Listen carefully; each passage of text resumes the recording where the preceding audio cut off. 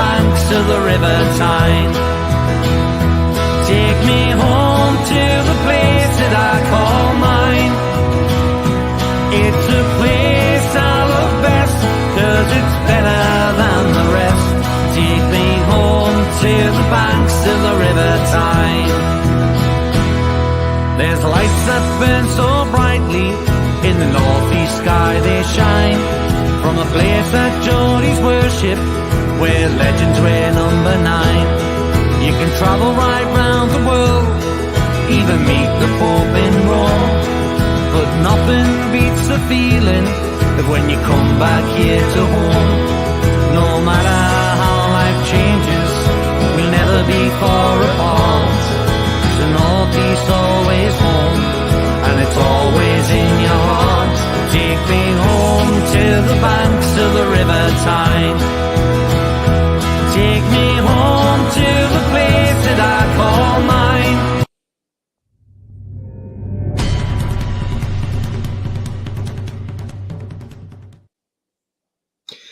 Good afternoon, everybody. Welcome to It's All Black and White TV, and it's the match review. Nottingham Forest 1, Newcastle United 2.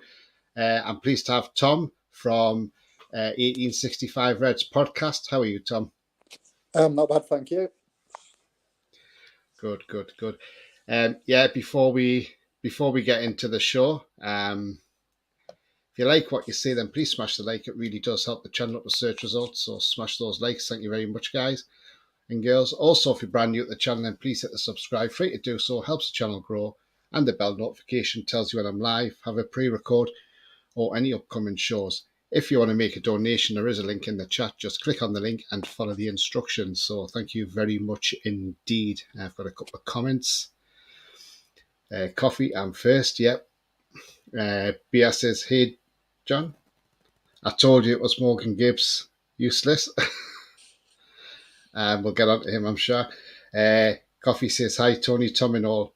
Hi to you, I like Coffee, one of my regulars as well. So, I mean, Tom, do you want to give us your breakdown of your thoughts on the game on Friday night, and were you there? Yes, I was there. I thought that it was only right that Newcastle won the game. I thought they were the best side throughout.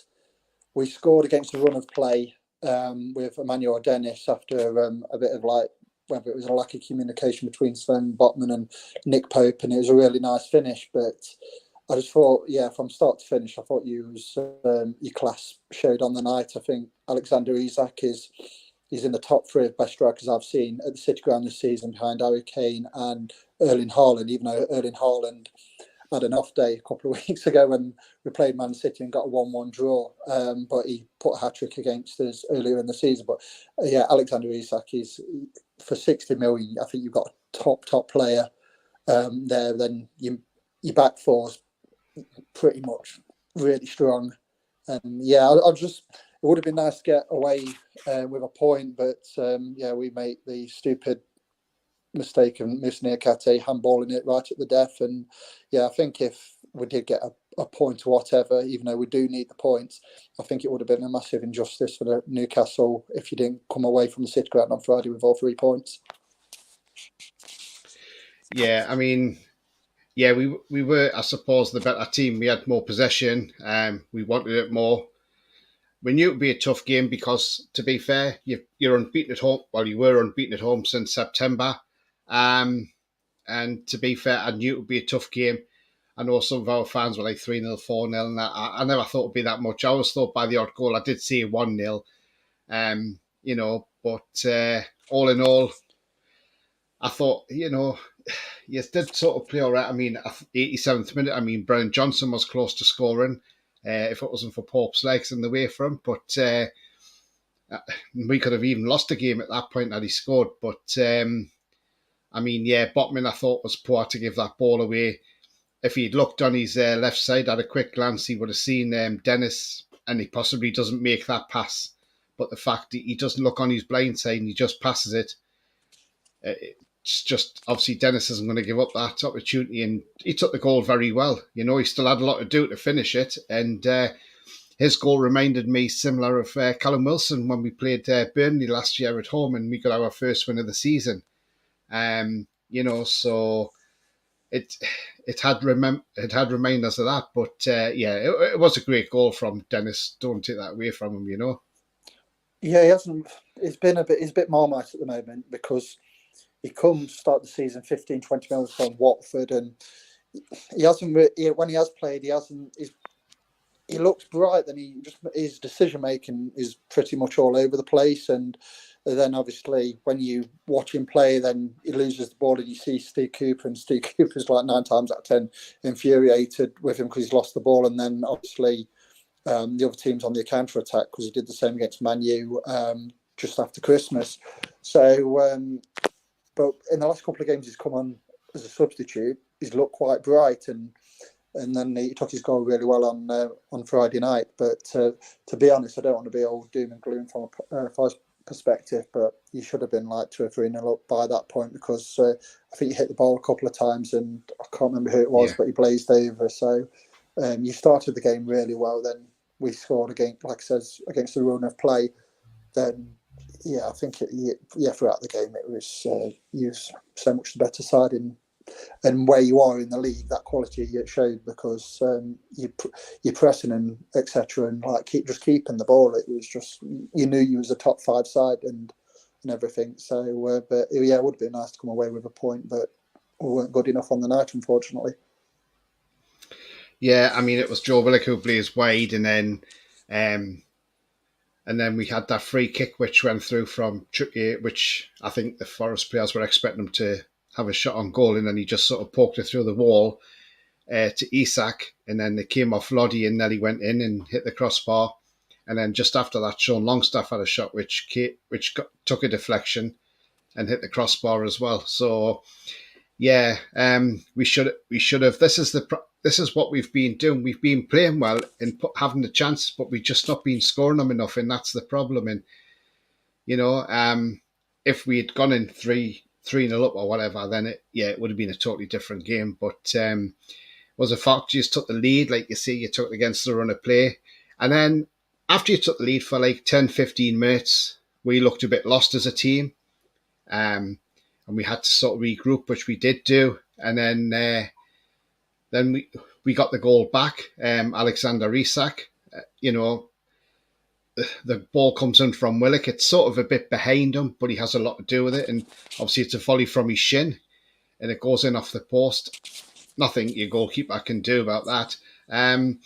But yeah, absolutely great goal from Isak just before half time, just when we needed that. And that gave us the impetus for the second half. But all in all, I think half time was fair enough, 1-1. I think at that stage, because obviously we missed chances, but obviously we handed one on the plate to Nottingham Forest as well. I mean, Mason says, I thought Dennis was Forest's best player on Friday. He says, along with Navas, who made some crucial saves. Yeah, I'd say, Dennis did have one of his best games for Forest. And I thought Felipe in the back four played really well. Couple of crucial blocks, but it was just like as an attacking sense, I don't think Brennan Johnson was 100% fit because he went off the pitch against Spurs last weekend with a groin strain, and it was a bit touch and go whether he was even going to be included in the match day squad, let alone start. And he did start, but even when Dan Burn was on a booking and he had a run at him, and it was just, when you're carrying like a bit of an injury and you just haven't got that confidence of like bursting out the blocks. And I think there was a chance in the second half where we could have run at Dan Bird and it didn't really get away from him. And I think he wasn't 100% match fit on Friday. And I think he played just to like give us a bit of an attacking intent because obviously we're at home and everything. But Dennis, he had a really good game, and Felipe, he had a good game. And then Navas has made a couple of decent saves. So, but it's just obviously it wasn't enough on the night.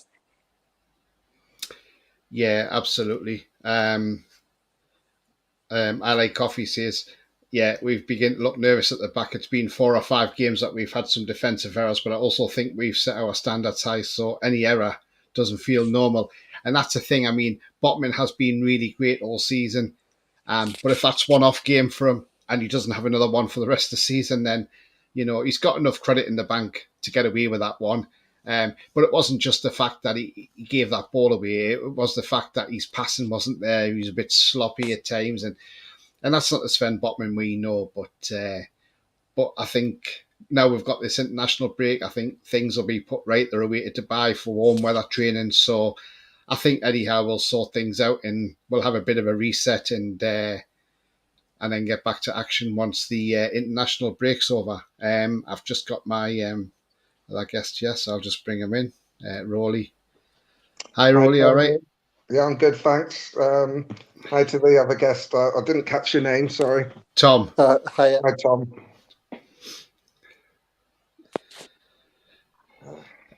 Coffee says, Dennis did well to anticipate the back pass from Botman. Yes, he did, absolutely. Sefton says, hi, Tony and Tom. Afternoon chat. Question, Tom.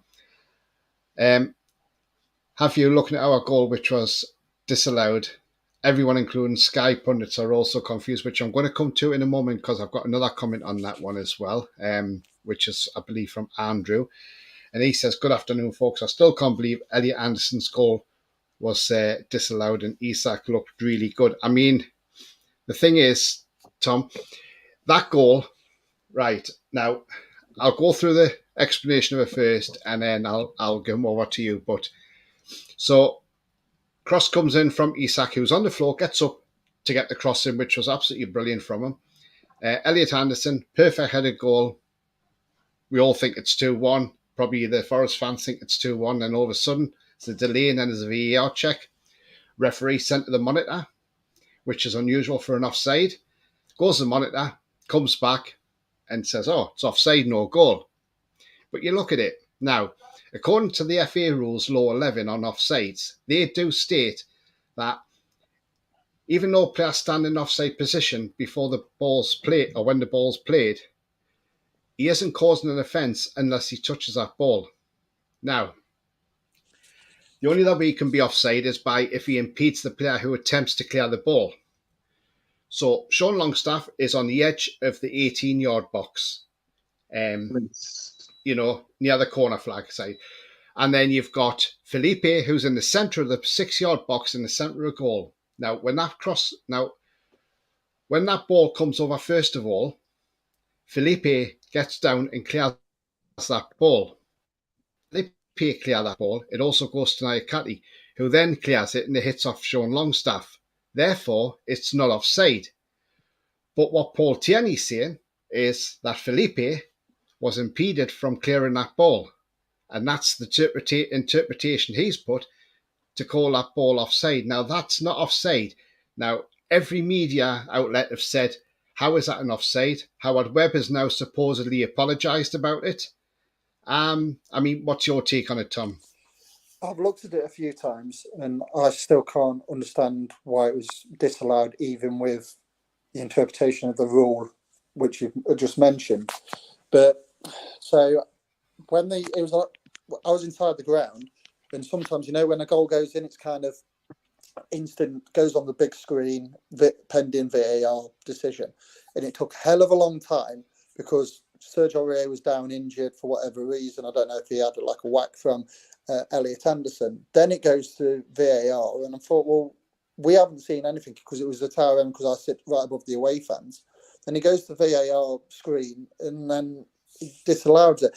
But some say it equals itself out over again because some might argue that the foul on Andre Ayew for the first goal might have been a foul, and it's like, that bit of justice back kind of thing. But even on that, Gary Neville said on the at half time, VAR shouldn't really bring that back anyway because of obviously how far away from goal it is and all that. So so that the disallowed goal in my eyes should have stood because I can't see what. And I'm not, like I said, from a Forest perspective, I should be saying, no, it should be disallowed because of obviously the team who I support. But when it's there in your face, I cannot see why that should be disallowed. That I watched it yesterday morning, and I'm like looking at it and thinking, you can give all the interpretation you want, but I still don't get why it was disallowed. And but at the end of the day, I mean, if that goal did go in, Newcastle deserved to win the game anyway, so it hasn't really changed the game really. Because I still think it's every time you come attacking our goal, I was expecting our net to ripple because you just like cut through us time and time again, and Guimaraes and Isak and a few others. I think they were phenomenal on the day, and I think it's probably a good thing that Miguel Almiron wasn't playing, because if he was playing, I think it could have been 4 or 5, if you know what I mean, because of the quality you've got in the final third.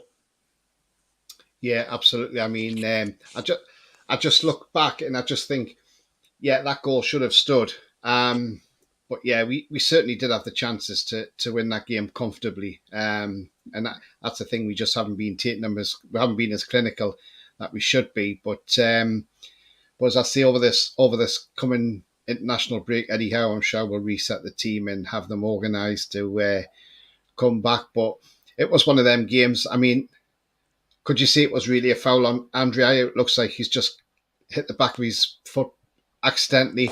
I mean, there's been a few VAR decisions all the weekend which have been very questionable. Yesterday, look at Leeds United. The Wolves were hard done to because Leeds shouldn't have got that 4th goal. That was a foul on Traore. He was definitely fouled. So how Michael Salisbury's gone to that VAR screen and said, "Oh, there's no foul there," but when you clearly see there's a foul. You know, it's just absolutely laughable. And this isn't the first time Michael Salisbury's cocked up in the Premier League. He done it against us, against Palace. You could argue that Lee Mason hung him out to dry basically by not showing him enough angles. Maybe that was the same with Paul Tierney. Maybe Peter Banks hung him out to dry and said, "Look, I don't want to make a decision on this. You can do it because you're in the stadium." So that makes him feel, "Oh, hang on, I've got this crowd behind me. So if I disallow this, it's going to help the crowd out, because if I allow it, they're going to be thinking it's my fault in all this." So, you know, you don't know what goes through a ref's head. But considering we're supposed to have the best league in the world, the referees in this league are really shocking, and we do need a huge overhaul. Yeah, there's no consistency. I mean, in the first half, Emmanuel Dennis got away from, was it Dan Burn or someone like that? And all right, there's a bit of contact, but he's booked Emmanuel Dennis for that, and it's a free kick to Newcastle, and it's like he was away then, and he's only pressed the ball, and it's a contact game, but like you said, something needs to be done because it's ruining the game, and there's no consistency from one game to the next. Yeah, I mean, I said on Tony's show after the game, I didn't actually see the game because I was at a function, but I've had a chance to see a load of highlights, and give me a take on the offside goal rule. What you thought about that? I'm still just confused why that's not a goal. Because when the ball went over Longstaff was offside at the edge of the 6-yard box when the ball went into the centre. He can't be interfering with Felipe because he's not within 20 yards of him. If Felipe doesn't play that ball, it's a tap in for Willock. So he's deliberately played it wide. It's gone to another player who's trying to clear the ball, and it hits Longstaff.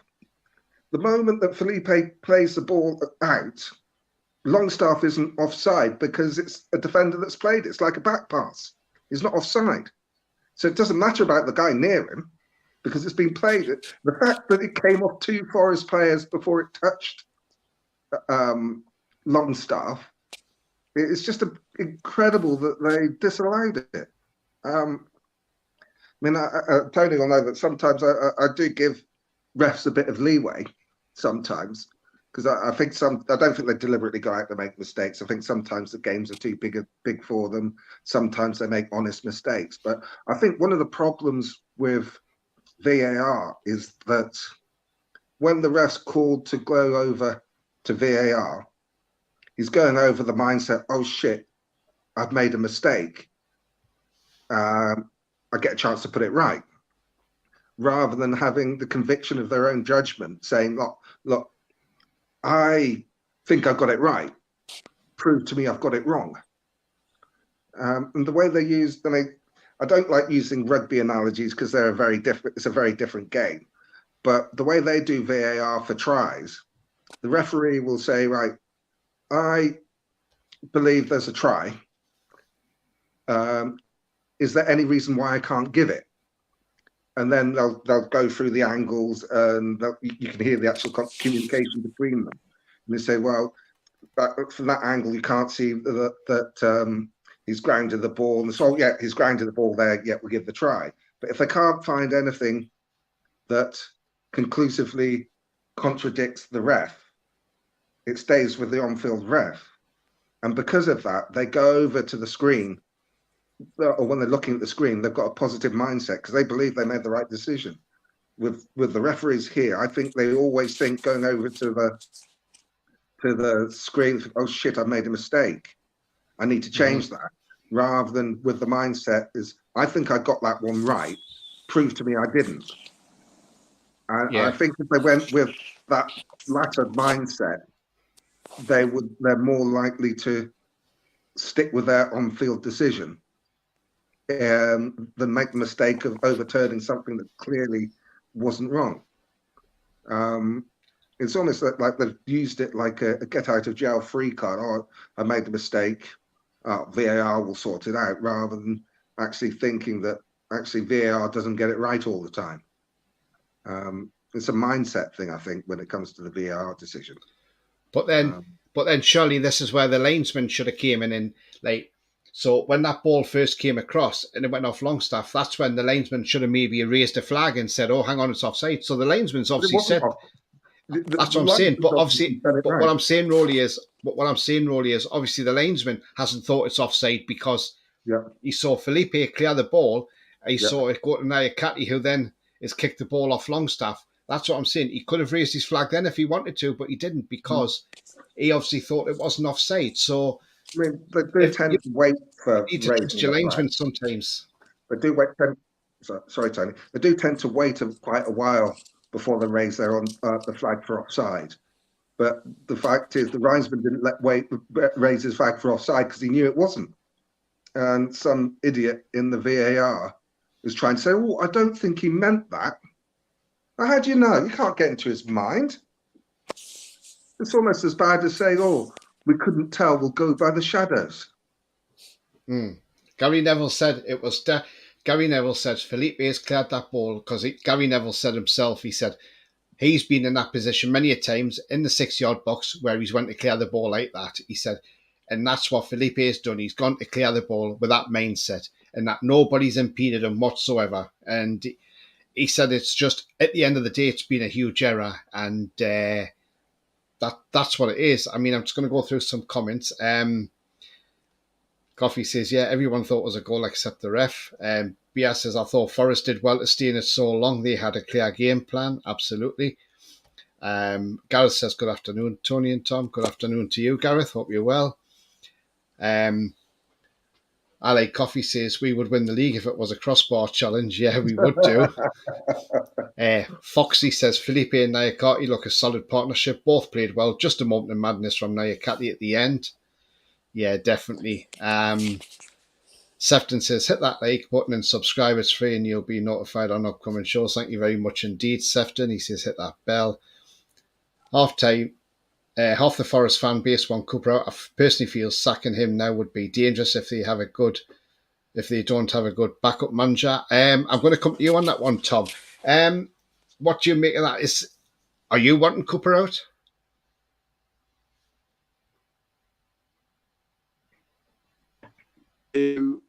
Yeah, there's a couple of people on Twitter who mentioned, and it's probably out of like anger, losing the game or where we are in the league. But yeah, Cooper, all right, he's got probably a couple of things wrong regarding the midfield and how we set up away from home. But to say half the fan base want Cooper out, I'm sorry, Coffee, but that's not true. I mean, there's obviously people who are worried in where we are in the league, but I think 95%, possibly more of the fan base, if we do go down this season, would want Steve Cooper to be the man to get us straight back up next season. So, and if you listen to the crowd on Friday, a lot of the chants about Steve Cooper anyway in terms of a positive. So, I wouldn't say half the fan base want him out because that's simply not true. I personally think it'd be a big mistake to get rid of him. You're right. You're still in the fight, but you're outside the bottom three for one thing. You're playing well at home, which is what will keep you up. I believe you'll stay up. Yeah, it's just to be honest with the home form. I don't want to be doom and gloom, but it's over the last couple of weeks. It's been looked like it's going to start to crack. We're awful away from home. We've only scored 4 goals away from home all season and only got 5 points on the road. So we've got 2 draws against Brighton and Bournemouth, then a 1-0 win against Southampton. So we're awful on the road. And yeah, in the last couple of months we played Leicester. If Harvey Barnes had brought his shooting boots, they would have been like 2 or 3-0 up before we even scored our first goal. Then we got a 1-1 against Manchester City, which was a really good result in terms of where they are and where we are. Leeds, they could have been a few goals up if it wasn't for Keylor Navas making some decent saves on his debut. We had to come back twice against Everton a few weeks ago to get a 2-2 draw. Then the game on Friday against yourselves. So yeah, it's just starting to look to crack over the last couple of weeks because of how much pressure we've had to put on ourselves at home. I saw your game against Everton, and Everton were appalling. How they actually scored, I don't know. You should have won that game. But you've dropped some points. You've got some wins against teams down the bottom, but it is so tight down there. You're looking at any 3 from 9. But I think your home form, you got, was it 26 points? Yeah, 26 points. We're 2 points above the relegation zone, but West Ham haven't played this weekend. West Ham aren't exactly pulling up trees. No, but having said that, we played them 2 weeks ago, or 2-3 weeks ago, and we lost 4-0 against them. So, Yeah, and to be honest, the only reason probably why that happened is probably it was petering out to a 0-0. We felt that was some discontent in the West Ham crowd. We took Shelby off and tried to put a striker on to win the game. Then Danny Ings has marked for the end game. So then the following week, West Ham go to Brighton and lose 4-0. So, but yeah, we're not very good away from home. Yeah. I mean, I was telling you our next 3 games against Wolves after the international break. We've got Leeds away in midweek because that's a rearranged game. We should have played them in September, but the Queen passed away, so that game was rearranged. So then we come back and I'm trying to think who we play after that. You've got Villa away, then you've got a home game against Man United and then a away game to Liverpool. And then you've got a home game against Brighton on the 26th of April, and then on the Saturday you're away to Brentford, the last game in April. You need 3 wins. So I think you need 3 wins. Be probably. So it's just. I think at 26 points, you basically need to find 11 points from somewhere. I think you could quite easily get 4 of them in the first 2 games. I think 35 keeps you up this season, to be honest. It could do. Yeah, it could do. Just that if you look at Everton last night, they got 2-2 against Chelsea. And you look at who plays for Everton. So you got James Tarr, Michael Keane, Jordan Pickford, and a few others who have experienced a relegation battle. You got Keylor Navas, who's played Champions League for Real Madrid. You got Felipe, who's played for Atletico Madrid and Champions League. Lodi, Aurier's played at top end of the league for Spurs. You got a few others, so we haven't got that experience of like a relegation dogfight in the Premier League. When the goals are going in, you're looking around seeing who's digging each other out, and it seems like they look like they're feeling sorry for themselves. And you like Southampton got a 3-3 against Spurs last night, and you just think we're just lacking that bit of design, a bit of belief.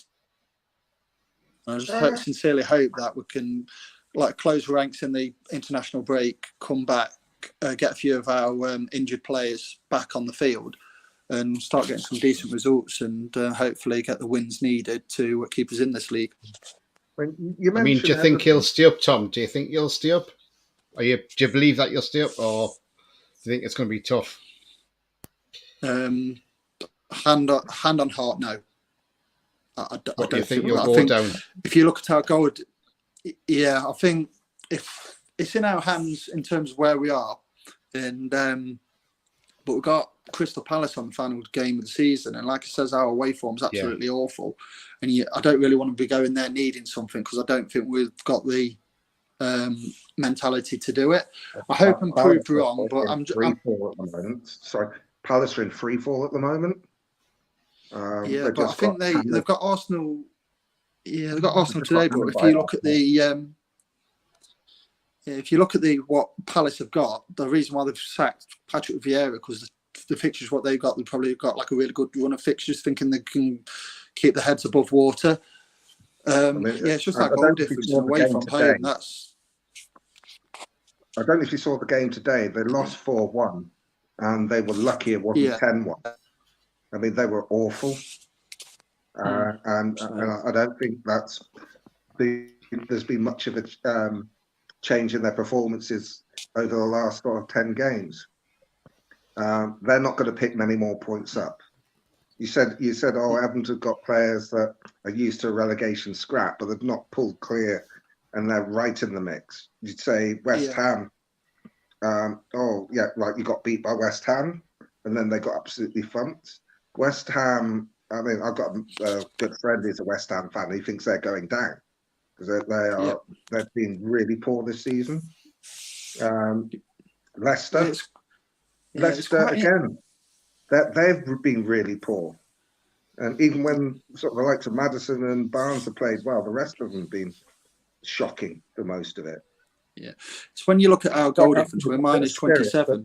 Sorry?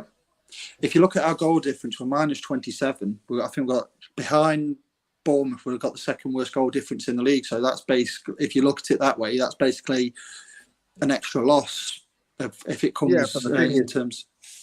I think it's not going to matter because you're going to get enough points. If I would be more worried as a Forest fan if you were in the bottom three now, because that goal difference then means you've got to get an extra point to get out. Because you're not in the bottom three, it doesn't matter. Yeah, because you're outside the bottom three. Yeah. I think you've got some really good players. I mean, I think Tony will agree with me. I love Brennan Johnson. I think he's superb. I must admit, I was laughing when he signed Morris Gibbs-White. He's turned into be a really, really good player. He is. He's got a bit of teeth up front, which you look at Everton, they haven't got anything up front. They if Everton were a cat, they'd only have one life left. It's a lot of people outside Nottingham, like Gary Neville said on Friday after the game, says, "I think Forest will stay up."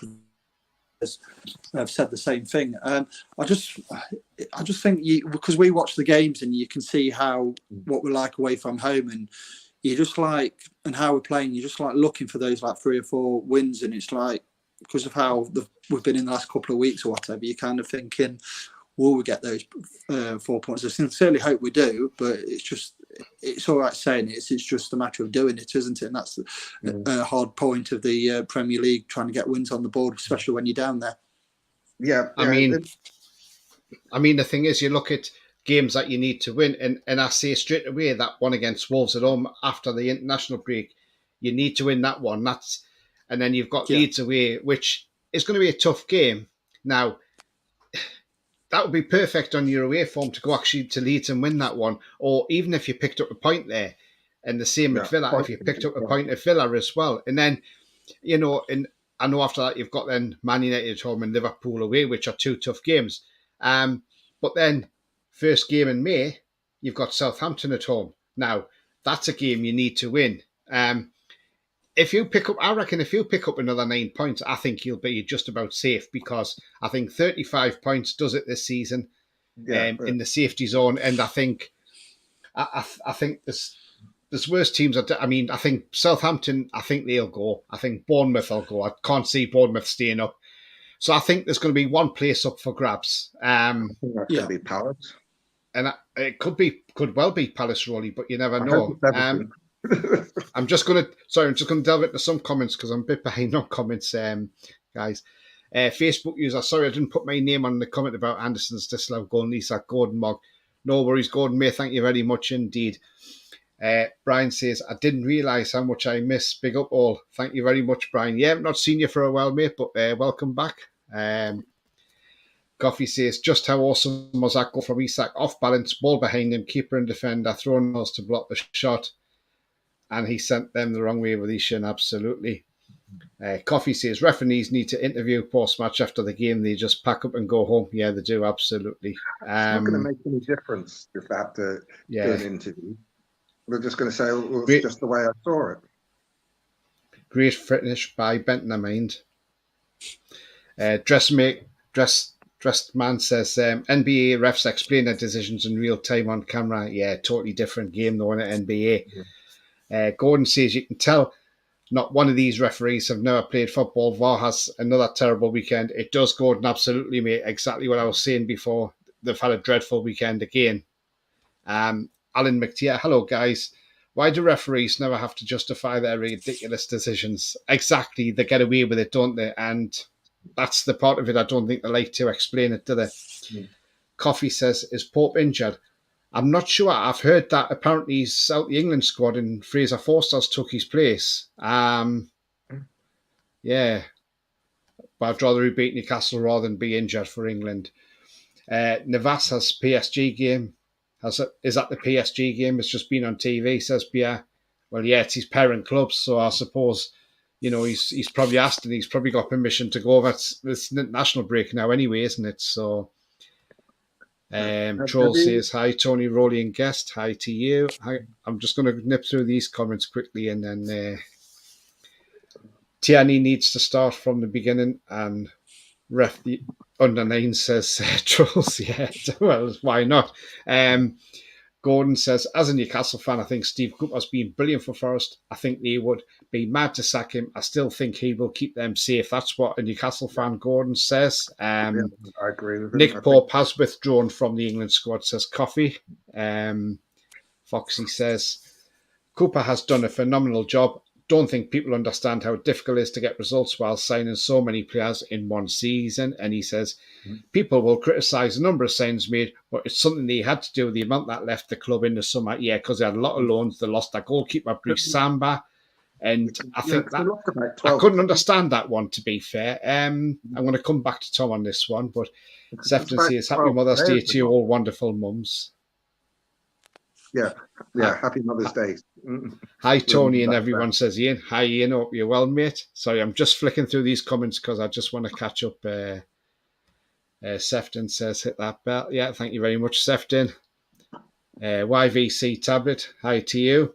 Arsenal won 4-1 against Palace. Yeah, another result for them. If you're new to the channel, hit that subscribe, thanks. Ian says, surprised Tierney was on VAR after today's performance. Yeah, after yesterday's performance, yeah, absolutely. And Troll says, you only need to score 1 to win. Wish Forest all the best for the rest of the season. So, yeah, I mean, obviously, Tom, you had to get a lot of players in at the start of the season. You lost a lot of players. You had a lot of players on loan, players out of contract. I mean, Brice Samba decided to go back to France. I mean, I think that's probably baffling because you would have thought he wanted to play in the Premier League. I mean, it took a while for them to gel, didn't it, Tom? It did. And it was like we played your first game of the season. We were a bit like a rabbit in headlights, and we were fortuitous to beat West Ham 1-0 in the first home game of the season. Then we went on that run where it was like rock bottom until I think it was just before the World Cup, and then obviously since the World Cup we've done okay in terms of results. So yeah, it took a bit longer to gel the squad, but on top of that, the amount of injuries we've had that on top as well. So it's not a case of signing all these players and got to gel them. We've had to I think we played with like 3 left backs at one point because of obviously of all the injuries we've had. And Moussa Niakhaté, that was his first game on Friday in 7 months. He played against yourselves in the first game of the season, then played West Ham. He went off with a hamstring injury and we haven't seen him since. So to get 90 minutes out of him was positive. Then Taiwo Awani, who's been our main striker this season, he's out injured Lingard's been out injured. Dean Henderson's out injured. Omar Richards, we signed him from Bayern Munich. He hasn't kicked a ball this season. So we've had a lot of injuries this season to contend with, obviously bedding these new players in. So Steve Cooper does manage to keep us up. It's a miracle, really. Oh, I think that's I mean, he deserved to have the chance, didn't he? Deserved to have the chance, though, to manage in the Premier League. I mean, Happy got you out of the relegation zone in the Championship and into the Premier League in the same season. He didn't have a whole full season to do that. He's worked wonders there. I think you're being a little bit harsh on yourself, to be honest. The thing is, say, teams are starting to run out of games. If you get a win against Wolves, will be huge, because the teams around you are either losing or picking up 1 point. So if you get against Wolves, but you'll take you above Wolves, and if it's the likes of Bournemouth who I think are going to go down. Southampton have got a bit of spirit, but haven't got a lot about them. You've got Palace in free fall, Everton who are awful.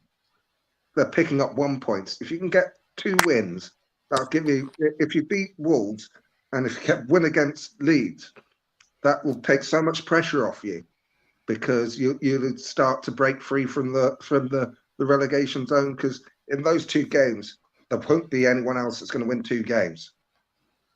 Yeah, a lot of people have been saying that, and you just, how can I put it? It's like only a few weeks ago we had a 7-point cushion between the bottom 3, and then obviously other teams have won and we haven't, and we're back down to about 2 points. But yeah, if we can get some of our players back in the international break, I think it was like, if you look at my Twitter over the last couple of days, it's a lot of doom and gloom, because I'm a realist and I'm just saying what I'm actually seeing.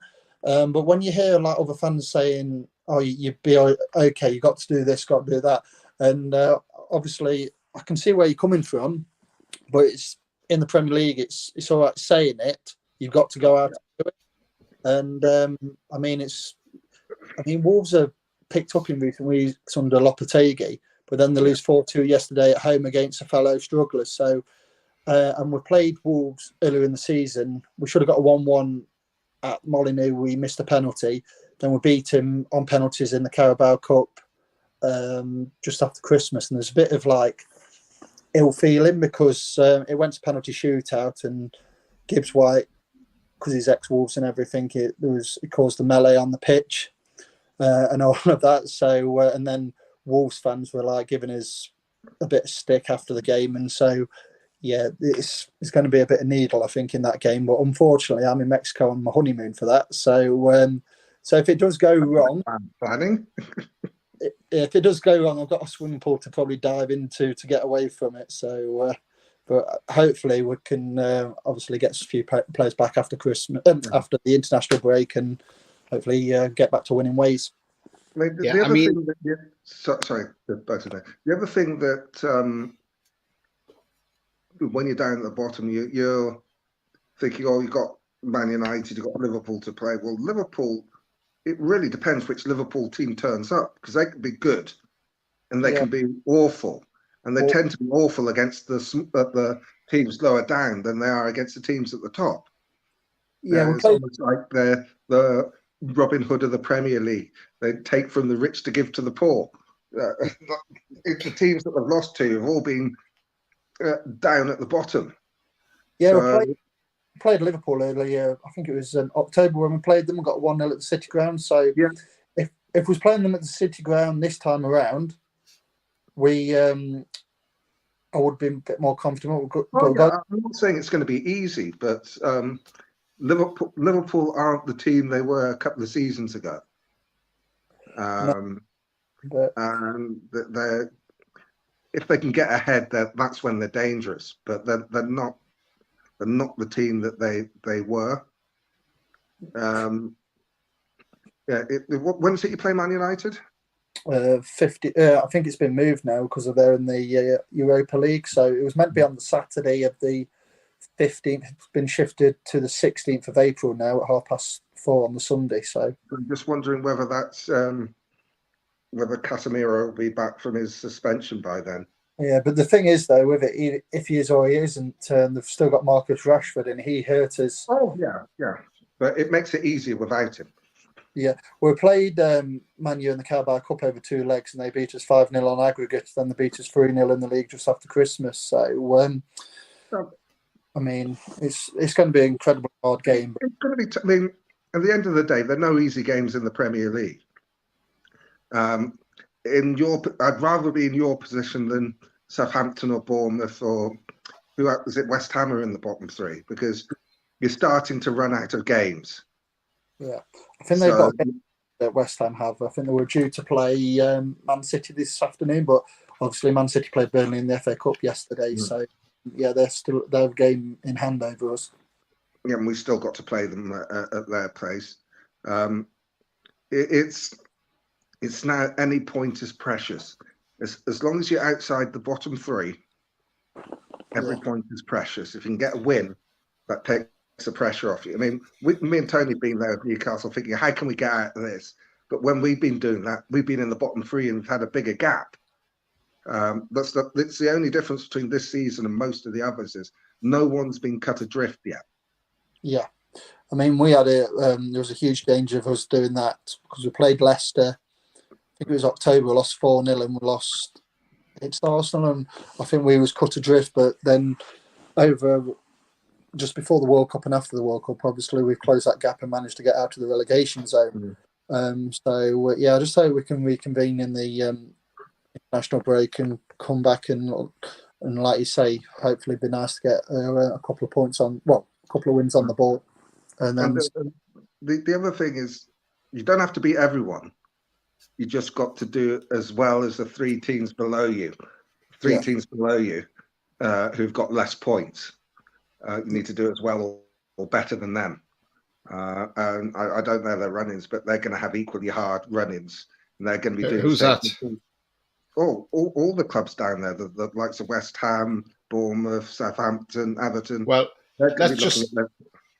Well, I was just going to say, let's look at this right now.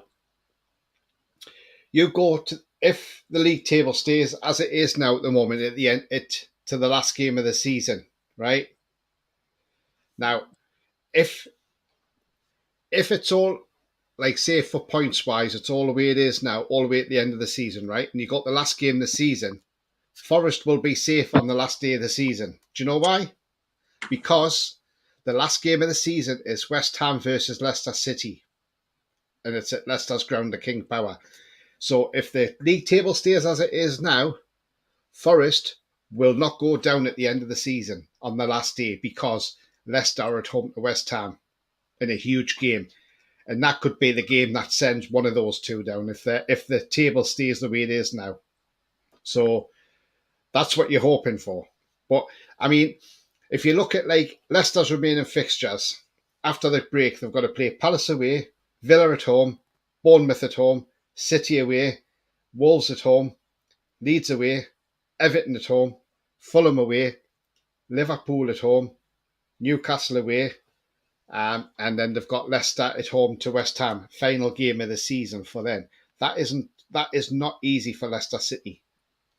So they'll be looking at trying to get 9 points out of there somewhere along the line as well. But as I say, if it stays the way it is now, then it'll be between Leicester and West Ham who goes down at the end of the season. And you're guaranteed that'll be a televised game because that'll be making the last day exciting. Because if Arsenal keep up the way they're playing, I think they'll win the league before the end of the season. So they could even win it towards the end of April. Depending if Man City drop any points somewhere along the line. Because that's all Arsenal's waiting for, is Man City drop a few points and it's Arsenal's title. It's Arsenal's to lose as it is at the moment. Yeah. I'm just going to pop into some more comments. And Foxy says, can't really criticise Samba leaving Forest for loans. They are absolutely flying in League One, second at the moment. Yeah, absolutely. And another thing with Samba, he's just got a call up to the French squad for the first time in his career. Wow. Okay. Brilliant. John Joe is a brilliant addition to Forest, says Sefton. Do you agree with that, Tom? Are you happy with John Joe Shelby? No. No.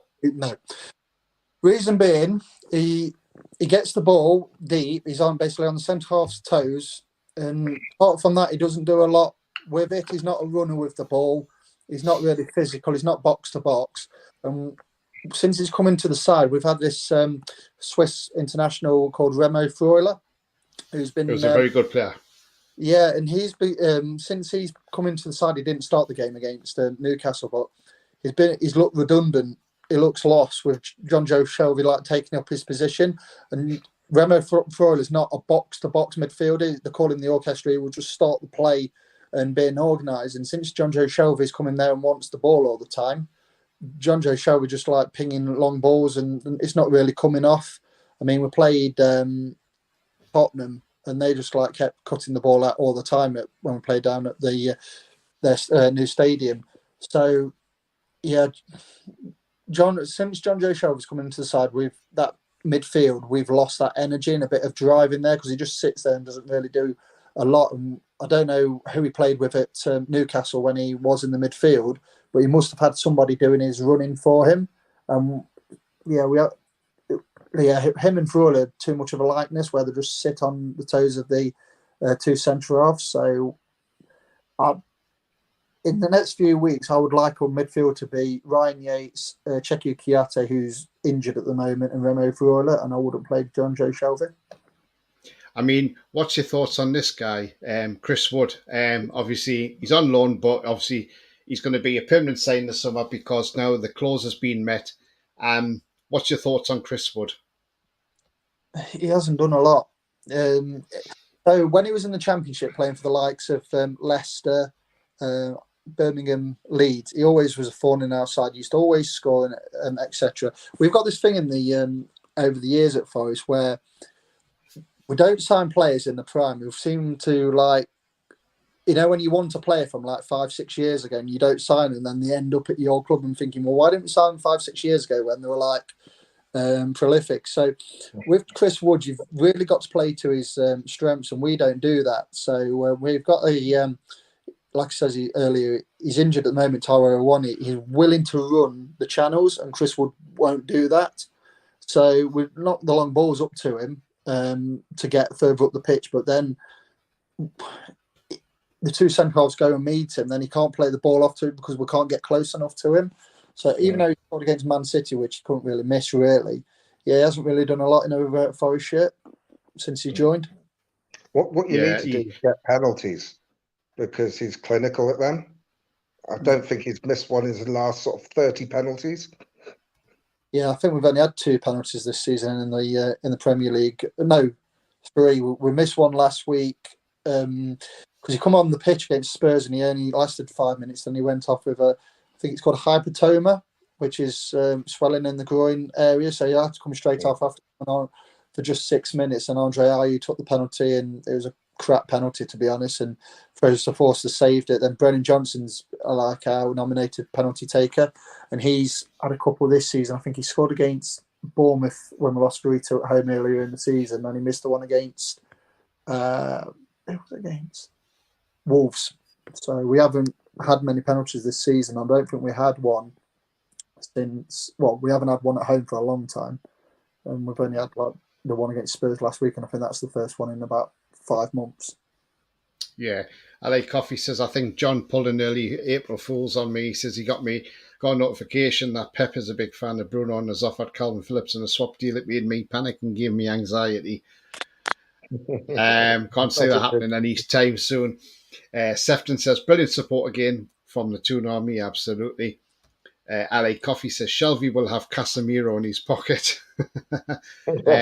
Foxy says, Tom, make sure you try some chilaquiles in Mexico. Noted. So there we are. That's from Foxy. He's a South American guy. He's great, Foxy is. Knows all his South American football. We've just been onto that one there, Trolls. Sefton says, for the drop, he says, West Ham, Bournemouth and Palace. That's what Sefton says. That'll be the bottom 3, he reckons. Mason says, just been winding John Sinclair about what Coffee said, and I said, what, Bruno F or Bruno G?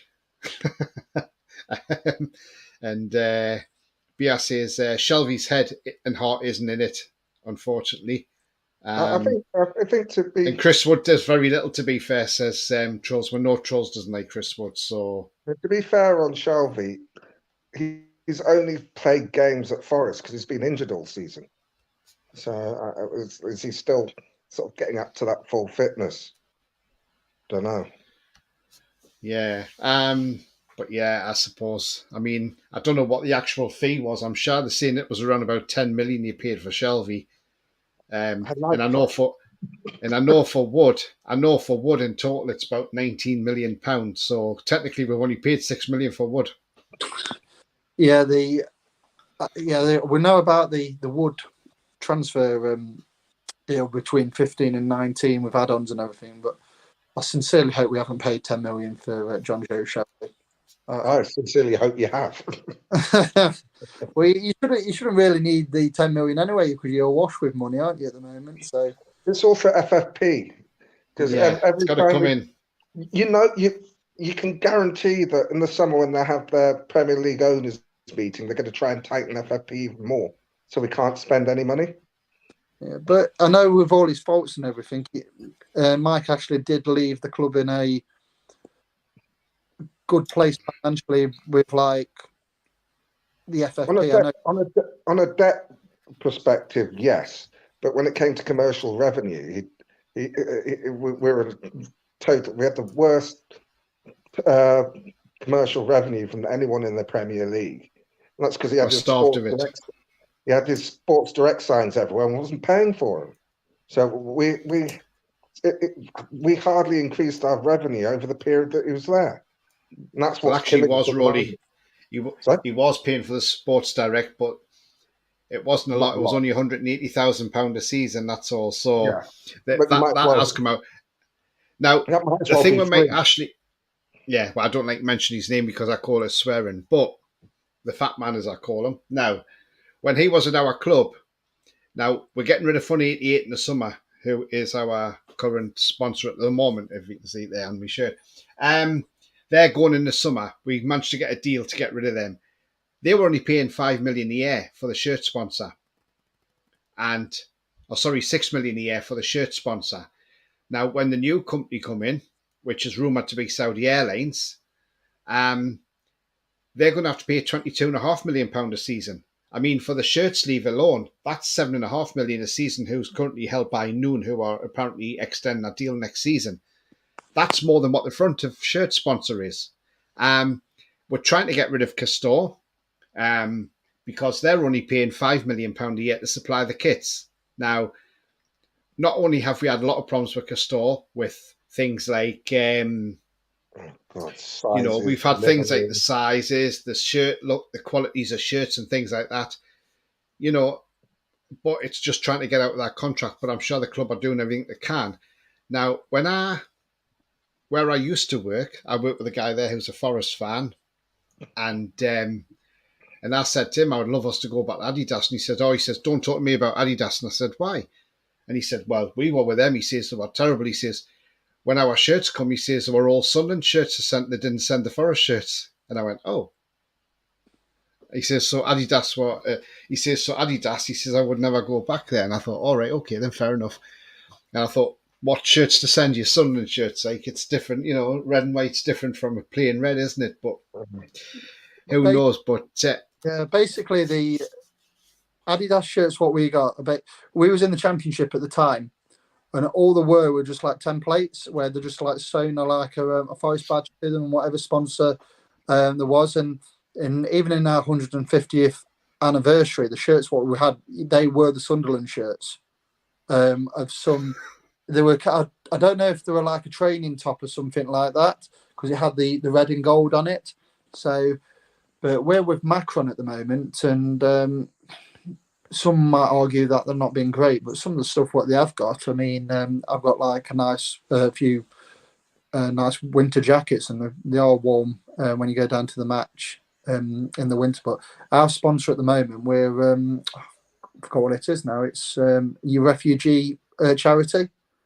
Yeah. So it's a bit like of a UNICEF type Barcelona squad, because we for probably half of this season so far, we didn't have a sponsor. I think it was holding out for about 10 million quid sponsor, and nobody really coughed up the money. So we was blank for a bit. Then this United Refugee Agency have appeared since New Year, you see, and so that's what's on the front of our shirts at the moment. But I don't know what the financial implications of that, but I don't suppose they're going to be paying us much, to be honest. I think it's a marketing thing of like helping the refugees in the world. I mean, what's your thoughts on your owner? I mean, Makanakis, he comes across as like quite a eccentric guy when you see him on the TV. You see him there and he kisses his little cross necklace that he's got in. I mean, he's done a lot for your club. He's got you out of debt. He got you back to where you wanted to be in the Premier League, which, it seems absolutely great in what he's done. I mean, how do you feel about him as an owner? Do you like him as an owner, or would you prefer having somebody else in the club? No, I like him as an owner. I mean, with any ownership, you're going to make mistakes. They've made plenty of mistakes over the time for whatever decisions they made, sacking managers, buying players.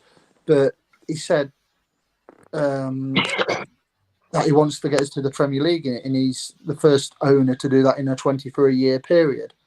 And he's backed Steve Cooper heavily.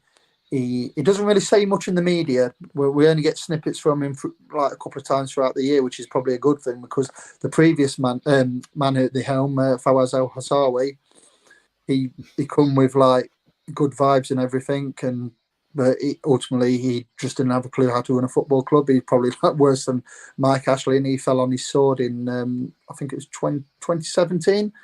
And it was awful when he was. But Marinakis has come in. He's done a decent job in terms of backing Steve Cooper this season. So at the moment, no, I wouldn't change him. But like he says, all ownership models are all different and all come with like mistakes. And we do hear like the murmurs of the accusations from Greece, and the guy's never been on trial for it anyway. And the accusations have been going on for how long has he been in now?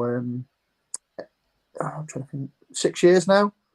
So, like I says, he's always had the accusations from Greece, from other clubs, saying he's done this and he's done that, but nothing's stuck. He's never gone on trial. So whether he's got like a really good legal team to keep him away from courtrooms or whatever, but no, we're just thankful that he bought the club in the hour of need.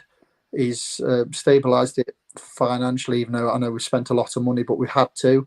And I think if we stay in the Premier League, and it's interesting where he could actually take us, because obviously being owner of Olympiacos, he knows what it takes to be when you like in Europe each season. I'm not saying we're going to be in Europe in the next couple of seasons, but that's ultimately for a club of Forest size that you got to keep progressing year by year. And if Brighton can do it, why can't Forest do it in the years to come? And that's if we stay in the Premier League this season. Yeah, I mean, like you see, you've got a lot of players there. I mean, we were looking at running. To be honest with you, last like in the summer, and that Renan Lodi was closely linked with us, but we didn't go for him in the end. And you've got him. I mean, what do you make of Renan Lodi? Do you rate him, or do you not think he's good enough? No, he had a slow start, and I don't know if it's like a cultural thing, language barrier. But then he settled into the side, and he's been very consistent this season. I mean, there's the odd mistake in him, but he's still a relatively young defender, and obviously coming into the Premier League I know he played for Brazil and in La Liga for Atletico Madrid, but he has settled in okay, and I'd love to keep him in the summer, to be honest, because like I said, there's not many decent left backs around. So if we can stay up and keep, then it'd be a very good signing for us. I mean, when in that game, when you gave that penalty away in the 93rd minute, Nayakati, when he went up, I don't know what he was thinking to put his arm up there, because surely players should realise in their own, it probably goes out their heads, to be fair, but they should realise that there is a VAR in operation, and they're still doing it, but they're going up there, and I mean, to do that, and then he put his hand in his head straight away, so he knew that he'd done wrong, and there was no way the referee could not point the spot. I mean, what did you think about, I mean, the way we were doing our penalty? So like Trippier took the ball, put the ball on the spot as if he's going to take the penalty. Then he had Navas come up to him and get a yellow card for it, and then the other players come up and got yellow cards, and then Trippier just handed it to Isak. Now the way I look at that is a bit of shithousery from Trippier, because what he done was he's took the pressure off Isak. So what he's done is he's let the players get into Trippier's head, and then he said, right, there you go, Alexander, now go and take the penalty, because that totally stumped your players, especially Navas, because he was expecting Trippier to take that penalty. And got to remember, Navas and Trippier were on opposite sides in Spain, because they were like direct rivals, one being at Real Madrid, Trippier being at Atletico Madrid. So that's probably why Navas went straight up to Trippier to give him the vibes or the talking to, because obviously it's that rivalry from Madrid. But I mean, what did you make of that situation? Were you quite shocked at that? I just thought it was clever. I really did. It's like is Trippier your captain? Yeah. That is like what you want from a captain, protecting his player. And I had no problem with it. I mean, we know all about shithousery when we had Bruce Samba in goal last season and what he was doing, especially in the playoff semi-final against Sheffield United, when he was like, when he had the he knew which way the players were going to go on the side of his drink bottle. So no, I think it was just clever from Trippier and probably like showing his like captaincy expertise.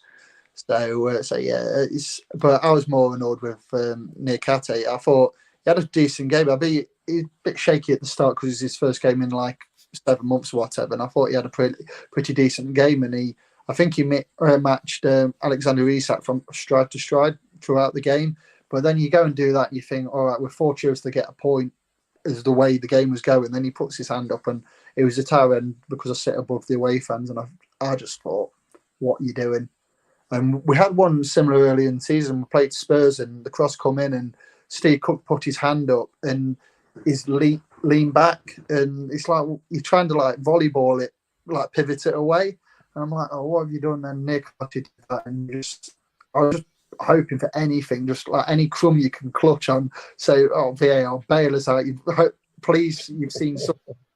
That obviously never happened because nothing really happened, did it? It was just a crossing, and like I said, he knew he'd done wrong. And then soon as I just thought whoever was going to step up for that penalty, it was going to hit the back of the net. It was just inevitability about it. Yeah, I mean, obviously during the game, I mean, Jamie Carragher said, especially in the second half, he just said, the way Newcastle are passing this ball from the back to the front, within seconds, it's going from defence to attack in seconds. He says it's so fast. He says, this is a dream for you to play in a team like this. He says, and I mean, I know Willock had a great game. I mean, what do you think of Alexander Isak? I mean, I know we paid £63 million for him, but he's not fully fit yet either, remember? I mean, what did you make of him?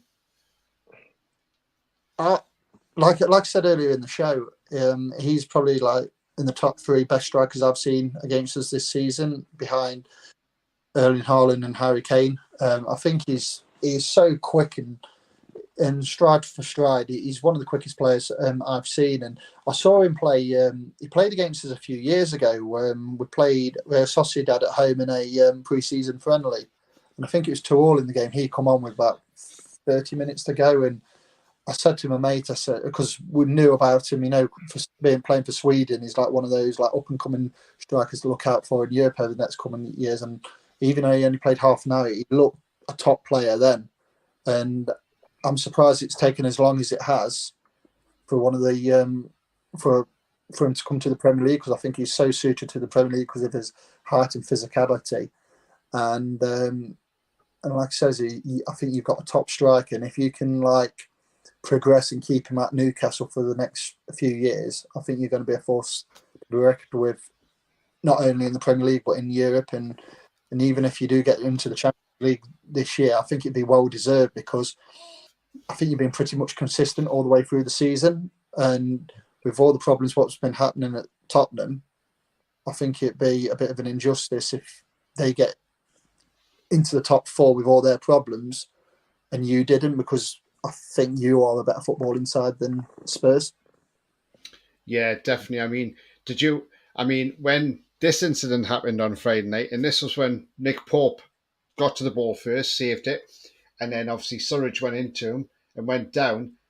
I know the ground went up shouting for a penalty. I mean, did you think it was a penalty at first, or It was at the opposite end of the ground to us at the Trent end, and I looked back on Sky because I record all the games, and then if there's any incidents, I do look back, and no, it was it wasn't a foul by Nick Pope, and the referee, for once in the game, got the right decision. But yeah, I think going back to the referee, I think the referee was poor, but he's not the reason why we didn't get anything after the game. I think we was as poor. So, like I said, Newcastle deserved to win that game, and it probably flattered us a bit that it was only 2-1. I think it should, on the chances you had, and Navas saving a couple of shots and hitting the bar, it should have been 4 or 5-1. And if that did happen, your quality shown on the night. I mean, I think that it's been a fitness issue why he hasn't played as much. His strike rate is it's like a goal every 105 minutes. Only Haaland's better than that. He's had problems with fitness. He probably got thrown in a little earlier than Eddie wanted because of Wilson's injury. So he made his debut against Liverpool and played a few games then went to Sweden, got injured. He was coming back and then got a concussion. So he's had a really ropey injury time. I'm hoping he comes back from Sweden fit. But it gives defences a totally different sort of problem than they had when we played with Wilson up front. He's got the pace, he's got the control, the skill, the technical ability, and he frightens defenders. And he can finish, which is one of the things that we've been lacking over the last few games. Obviously, we've ended that spell, but he's got a really bright future in the Premier League and at Newcastle. I mean, people are comparing him to Thierry Henry. If he's half as good as that, we've got one hell of a player. yeah? I'm just going to bring something up here. I know this is one of our ex-players, and I've just seen this, and this is where if this happens in the Premier League, there's going to be, I can see things happening again, like maybe what they do in France, put nets up, because it's just getting to the stage where player safety is coming under scrutiny now. And I'll just show you this. And this is one of our ex-players, by the way. So let me bring this up. So this is Jetro Willems, who used to play for us. Do you remember him? Yes, yeah, he's a fullback. Wasn't that long ago that he played? Look at this now. His own fan actually smacks him on the head. There. Mm. Now, if this starts happening in this country, they're going to start putting fences, well, not fences up, but they'll put nets up or something to stop all this, won't they? Because that's just absolutely disgusting. And I hope that fan gets banned for life, because it should not be happening. I mean, we saw it with Tottenham, didn't we? Where he hit Aaron Ramsdale, and he got, he's been done for that. Yeah. And then at the end of last season, the spate of pitch invasions where people were attacked as well. So that wasn't good. So well, you had that Nottingham Forest last season at Sheffield United, didn't you? Yeah, we did. It's just Billy Sharp. Just I think it's a society thing. I think if you look, nobody seems to have any respect for authority anymore. The thing that they can, whether being locked down during COVID's had a factor or whatever, but nobody seems to be scared of authority or the police or anything like that anymore. They feel that they're inside a football ground, they can do what they want. It's like a few years ago, that guy who ran on the pitch during the Birmingham Villa game and the Birmingham derby, and he hit Grealish, and well, according to social media, he's passed away over the last couple of weeks for whatever reason. But well, it seems like fans going to a football ground, they can pay the money and they feel like they can behave how they want to do, and it's nice that you go to a football ground now and there's nothing in front of you like it was. I'm too young to remember, but when you had the fences up at the front, and thankfully they've been obviously outlawed now. But I sincerely hope stuff like that doesn't come over here, where they've got to start like doing certain things to the stadiums and probably ruining the experience. But it always takes one mindless idiot, doesn't it, to ruin it for everybody else? Yeah. I mean, when that fan ran on the pitch against when Liverpool played Man United, I think it was when Firmino scored and he took out Robertson and Harvey Elliott.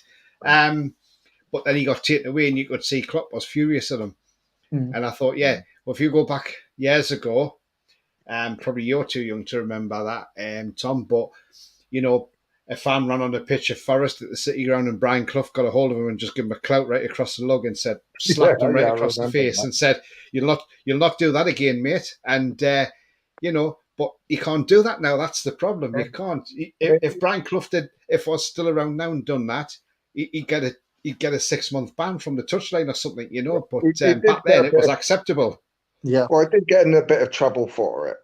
Yeah. And he had to. They invited the guys back to the ground, and he gave them a hug. Fluffy took no shit though, did he? Yeah. I'll just go through some comments. Coffee says, I'd rather say Voldemort's name than you know who. Sefton says, who mentioned Cashley? Troll says it's Trashley now, Sefton. And Sefton says, I agree to Trolls. Alan McTeer, good afternoon to you, sir. He says, Pope's pulled out the England squad. I'm happy with that. Can't take chances, absolutely. Sefton says, question, Tom, what are your predictions for Forest Wolves and then Forest away to Leeds? I'd say a 1-0 win against Wolves at home. And hopefully a 1-1, because we're not very good away from home against Leeds. So at the next two games will be a welcome return. If we can get back-to-back wins, that'd be even great. But yeah, I don't want to be too greedy. So if we get 4 points, it doesn't really matter in a way which way it comes. But I think if it's going to be anything, it's going to be a win against Wolves and a draw against Leeds. Yeah, absolutely. That would be ideal for you, wouldn't it? Bia says Yates spends more time on the floor than a carpet fitter. I like Coffee said, if Forest stay up this season, so this is a question for you again, Tom, what would Forest's goals be for next season along with plans for recruitment? It's a very good question, that. Well, first and foremost, we need to really sort out why we've had so many injuries this season. So we need to probably sort out the medical side of things so we don't have the same problems next season. I'll probably get rid of, I think, it'd be nice to keep Henderson. So I don't think he's going to go back to Man United with what he said about them. Navas will definitely go because ultimately not going to be able to afford his wages. So he will go back to PSG. Probably get a decent centre-back, and I'm probably barking up the wrong tree here, but in January we was rumoured to get Jonathan Tah from Bayer Leverkusen. If we can somehow get him, I think he will go on to bigger and better things. But we probably need a decent centre-back to play with near Kate. Probably a box-to-box midfielder, somebody who can just run with the ball. Probably another striker to just takes the responsibility off Brennan Johnson getting all the goals. So, but the target next season will have to be the same as this season, just staying in the Premier League.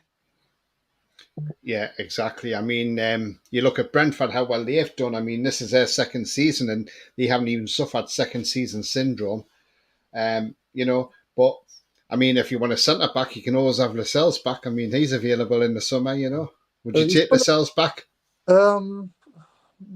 No, I'm one of those players. We've got this thing with a certain minority of Forest fans is like, oh, we'd like such and such back, and it's like, no, why do we keep going back to players who we've had in the past and haven't really done anything? And to get what we did for Darlow and Lascelles, I think it was in 2014, was decent money.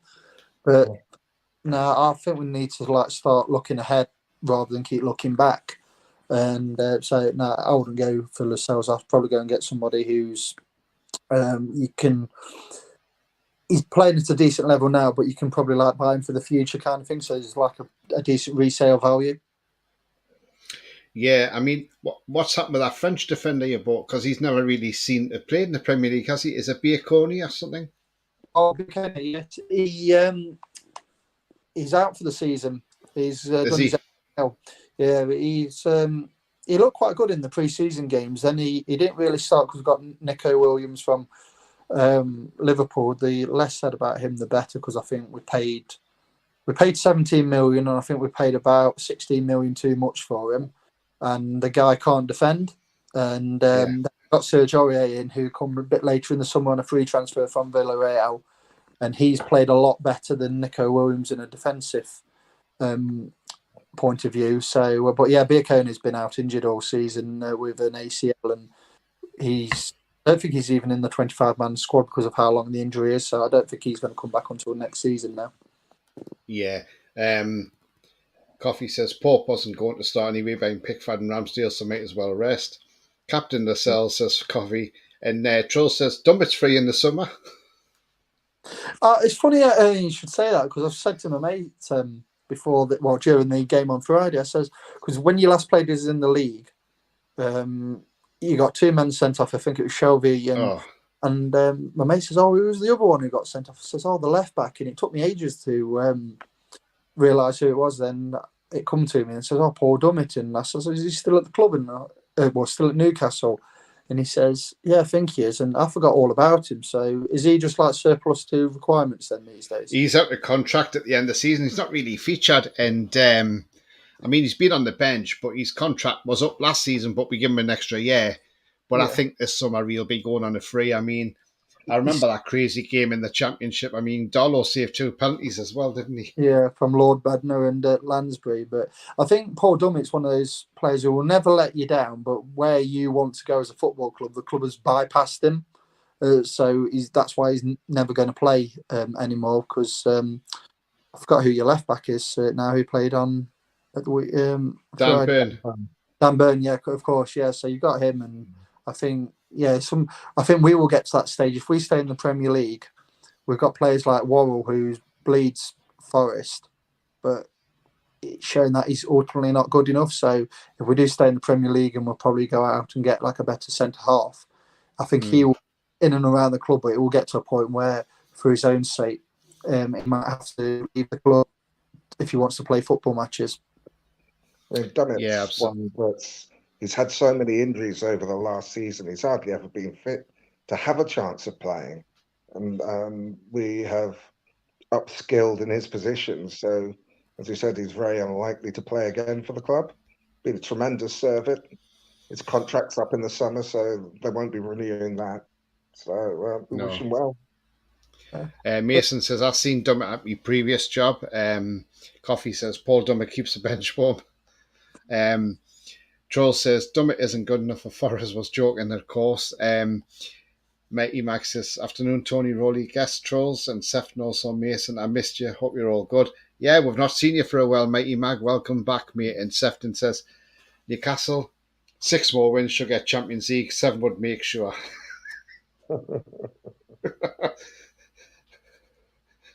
But yeah, I mean, like you say, Tom, you know, you need a centre half maybe in the summer. But do you think you'll let Worrell go, or do you think you'll keep him on?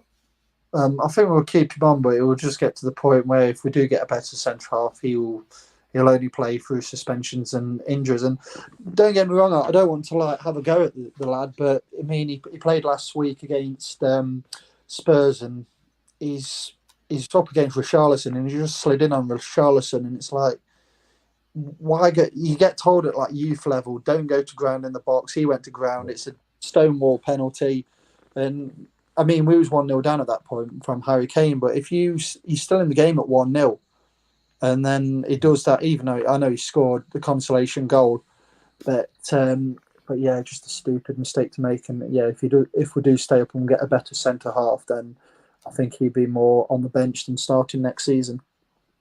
Yeah, like Charles says, I think Les Sales could do a good job for Forest. And Coffee says, is Jesse Lingard leaving in the summer? Or how would Tom rate his time there so far? I mean, I had a Forest fan on the other night, and he said apparently off the pitch, around the dressing room and that, and does his TikTok still, but Jesse Lingard is absolutely fantastic, but he says not on the pitch. What's your talk of him? It's a bit of a strange one. We signed him. He didn't really have a pre-season. So pre-season's obviously your base fitness. It took him a bit of time to get going. Then he got going. Then he got injured. Then we've had the World Cup. He come back after the World Cup and looked all right. And we played Spurs just before the World Cup, and he scored in that game and played really well. And it was like back to the Jesse Lingard we know. Then he played against Blackburn just after the World Cup and played pretty well in that game. Then he got injured in the warm-up, I think it was, against Man United. And he's been in and out of the squad. He started last week against Tottenham, but he was miles off the pace. So, yeah, when he's fit and looks on it, he's done okay without pulling up any trees then, but he's just been having a lot of niggly injuries. And if the rumours are right, I think Forest will probably cut the losses because he's only signed a 1-year deal. So if we do get relegated, he will definitely not be here. And even if we stay, I don't think there's any certainty he's going to be here this time next year. Yeah, absolutely.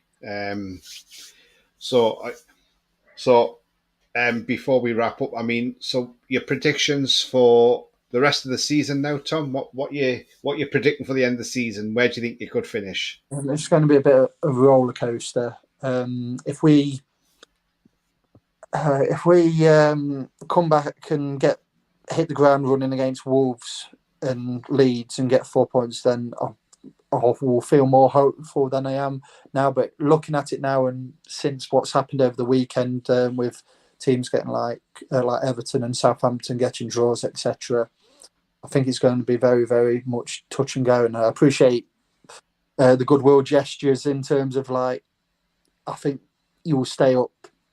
But yeah, you're looking at it and you think you really want to believe them, but then obviously facts are facts and we can't do anything away from home. So I sincerely hope you're right in what you're saying.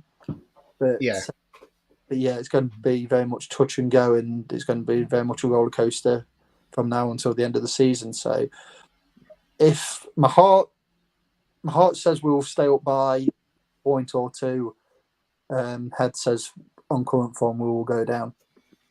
I'd just say that one of the reasons I think Forest will stay up is because I think there are at least 3 teams that are worse than them. Yeah, you look at it that way. And I was saying that a couple of weeks ago when we had the 7 points cushion. And then Everton have galvanised. I mean, they're not scoring tons of goals, but they're galvanised under Dyche. They're a bit harder to beat, but yeah.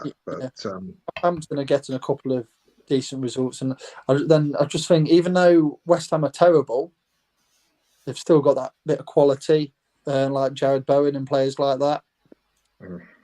So then you got Leeds, who are a bit of a funny side. 1 minute they will get a really good win from somewhere, then they will lose, and then they'll be a bit suicidal with the play, and so it's really, really going to be nip and tuck from now until the end of the season.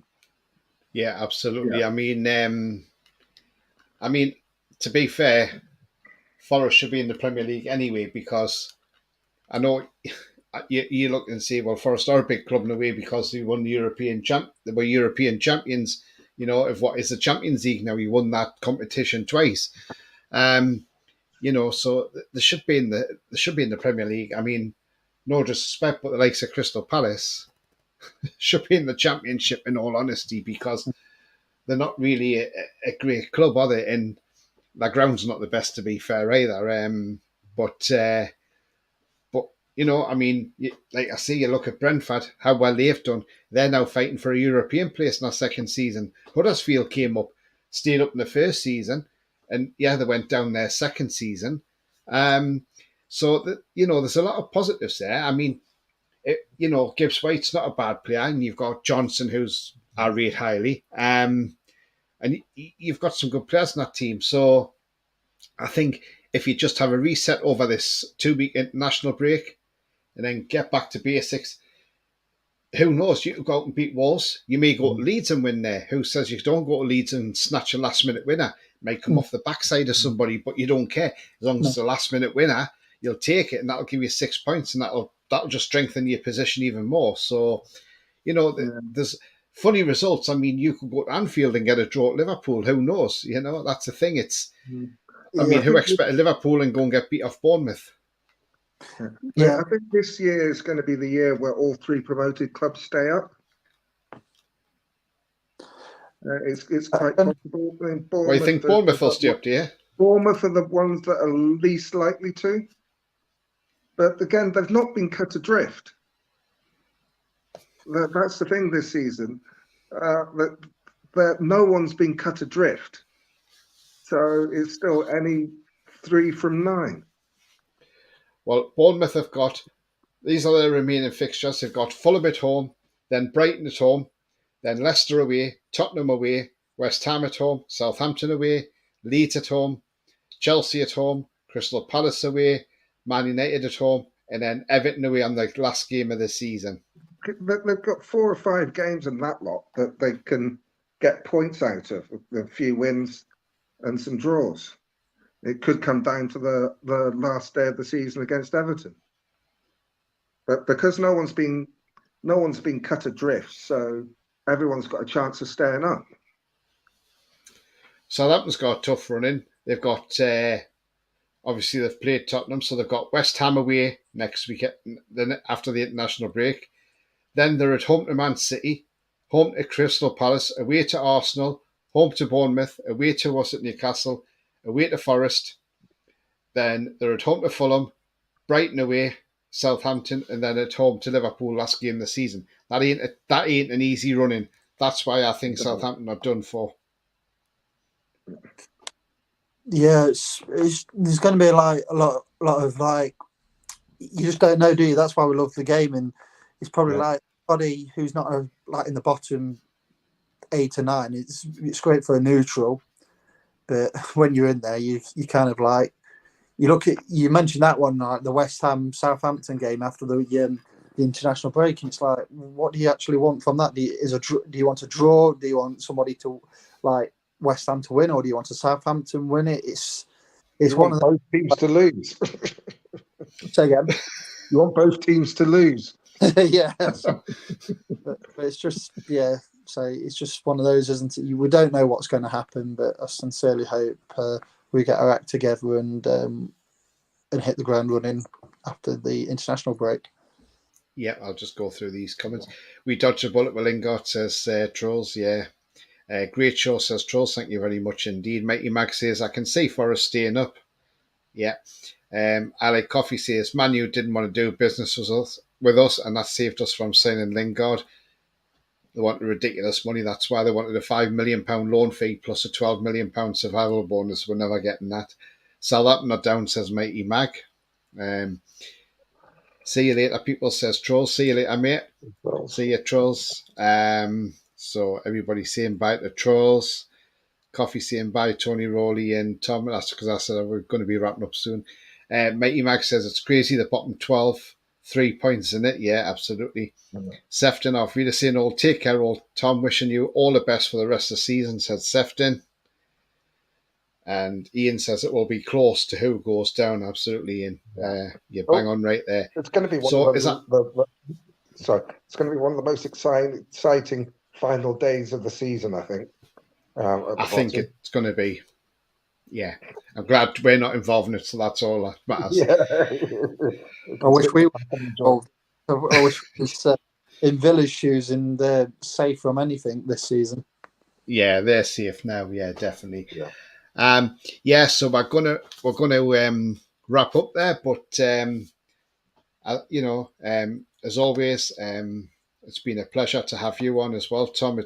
Just to get your view on it, and it's a breath of fresh air to have the opposition view on it, and you've been absolutely spot on and honest with that. So I thank you very much for that. If you like what you see, guys, then please smash the like. It does help the channel up the search results. Also, if you're brand new to the channel, then please hit the subscribe. Free to do so, helps the channel grow. And the bell notification tells you when I'm live, have a pre-record or an upcoming show. And if you want to make a donation, there is a link in the chat. Just click on the link and follow the instructions. Thank you very much indeed. So yeah, as ever, before we go, I always go around and ask my guests. So I'll come to you first, Tom. Do you want to let people know where they can find you on your socials?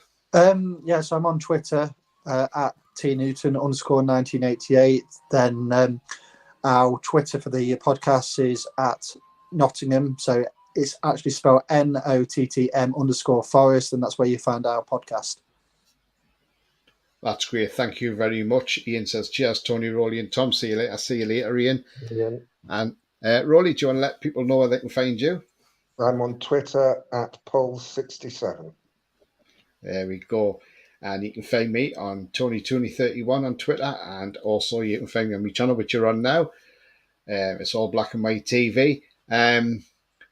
So coming up on the channel, not sure what's coming up tomorrow at the moment, but if you didn't catch it, I was on a secret location this morning. It's only a short video. Check that one out and you'll see where I was this morning. And there'll be another one next week, no doubt. Well, it might not be a secret location because I might actually go and watch England under 21s play on Saturday. Up at Leicester. It's only 20 quid return or something on the train, so it's not too bad. But yeah, that's what I might do next weekend. So I could do a vlog from there, and then put a few vlogs out. So give you an idea of what's going on and what the King Power's like. If you haven't been to the King Power, I've never been to the King Power before, so I don't know what's like there either. But yeah, so it's onwards and upwards for us. Hopefully, Forest stay in the Premier League and have another season up there, and but the relegation battle will certainly be an interesting battle right at the end of the season. I think the same will happen with the top four. I think that's going to go to the wire. If we're in at the end of the season, then great. If we're not and we finish 7th, that's not a bad thing because we've got European football regardless. So wherever we finish in that top 7, it doesn't really matter. But yes, it would be nice to finish Champions League. But if we finish 7th, I still wouldn't be disappointed because it's progress at the end of the day. And it's all down to Eddie Howe. But guys, thank you very much indeed. And I'll have a quick word with you backstage. But for everybody else, it's bye-bye for now and see you later. Bye-bye. Bye. Thanks.